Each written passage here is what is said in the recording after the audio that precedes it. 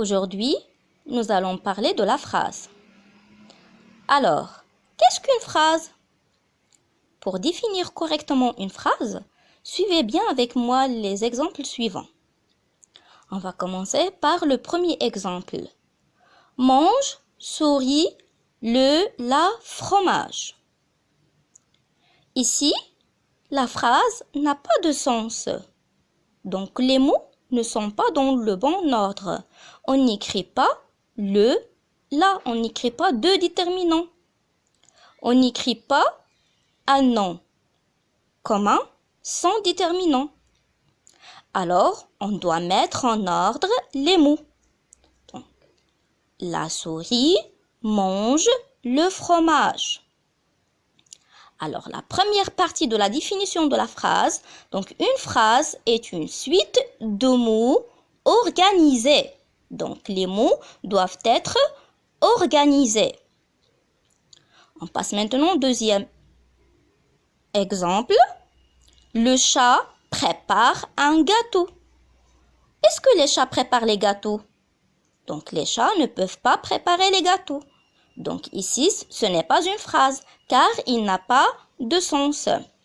Donc, on peut dire « Ma maman prépare un gâteau ». Donc, c'est la personne qui prépare le gâteau. Alors, donc ici, la deuxième partie de la définition de la phrase. Donc, une phrase a un sens. Le troisième exemple maintenant. Les animaux sauvages sont dangereux. Le lion est leur roi. On regarde ici deux verbes dans cette phrase. Et il y a ici un nom pluriel et ici un nom singulier. Donc, est-ce qu'on peut écrire une phrase comme ça? Non, on ne peut pas. Donc, la phrase commence par une majuscule et on doit faire la ponctuation. Donc, se termine par un point. Donc, ici se termine la première phrase. Les animaux sauvages sont dangereux. Donc, la phrase a terminé ici. Donc, il commence par une majuscule et se termine par un point. Le lion, c'est une autre phrase qui va commencer par une majuscule et qui va se terminer par un point. Donc, le lion est leur roi. Alors, ici, la troisième et dernière partie de la phrase. Donc, une phrase commence par une majuscule et se termine par un point. Et pour le point, il peut être un point simple, un point d'interrogation, ou bien un point d'exclamation, ou bien les trois points de suspension. Alors, n'oubliez pas, donc une phrase est une suite de mots organisés. Elle a un sens et elle commence par une majuscule et se termine par un point. Passons maintenant aux exercices. Le premier exercice, j'entoure les groupes de mots qui forment une phrase. J'ai visité le Sahara. Les mots ici sont organisés.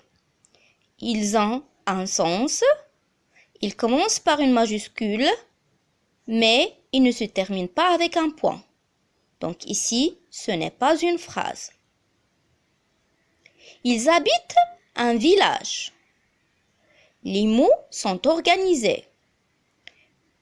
Ils ont un sens. Ils commencent par une majuscule et se terminent par un point.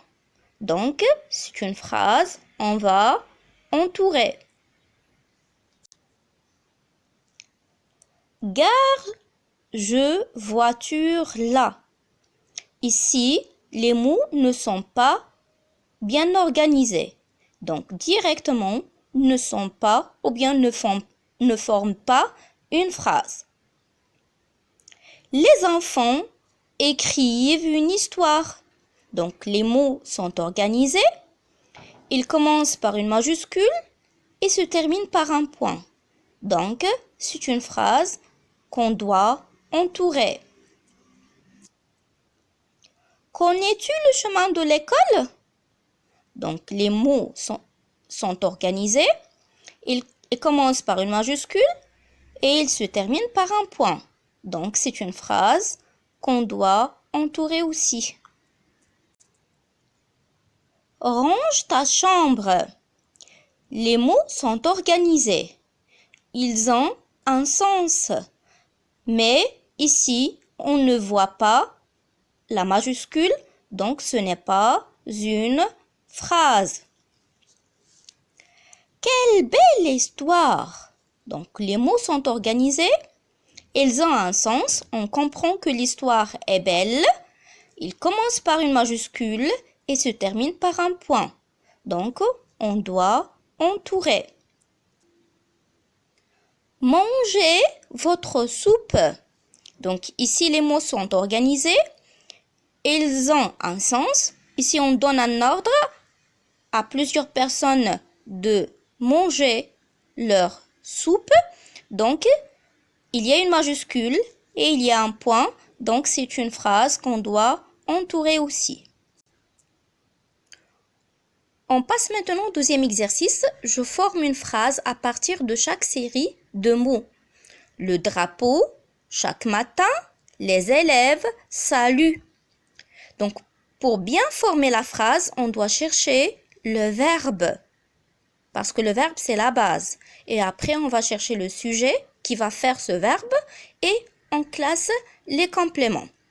Alors ici, le drapeau est un groupe nominal, chaque matin est un groupe nominal, les élèves est un groupe nominal, car il y a les déterminants. Alors ici, le verbe c'est salut. Donc on va entourer ce verbe-là, ou bien on va le souligner. Donc qui va saluer? Qui va faire ce verbe-là? Donc ce sont les élèves. Alors on commence à écrire la phrase par le sujet. Les élèves saluent. Saluent quoi? Saluent le drapeau et chaque matin. Donc chaque matin, précise ici le temps. Donc les éléments essentiels de cette phrase, ce sont les élèves saluent le drapeau. Chaque matin est un groupe nominal que je peux supprimer. Puisque je peux le supprimer et la phrase ne change pas, je peux l'écrire au début de la phrase et je peux écrire une deuxième phrase. Chaque matin, les élèves saluent le drapeau. La deuxième série de mots, avec une grande vitesse, elle, sa voiture conduit. Donc, on cherche le verbe. Donc, le verbe ici, c'est conduit. Alors, qui va faire ce verbe? Qui va conduire? C'est elle. Ici, c'est le pronom personnel sujet. Donc, elle conduit quoi? Elle conduit sa voiture. Elle conduit sa voiture. Donc, ici, si on s'arrête ici, donc la phrase est claire. Je peux comprendre ces mots. Elle conduit sa voiture. Donc, je peux ne pas écrire ça. Elle conduit sa voiture avec une grande vitesse. Donc ici, on précise la manière par laquelle elle conduit sa voiture. Et puisque je peux supprimer cette partie-là, je peux changer sa place aussi et l'écrire au début de la phrase. Donc, avec une grande vitesse, elle conduit sa voiture.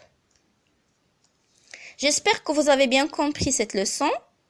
Je vous remercie pour votre attention et à la séance prochaine.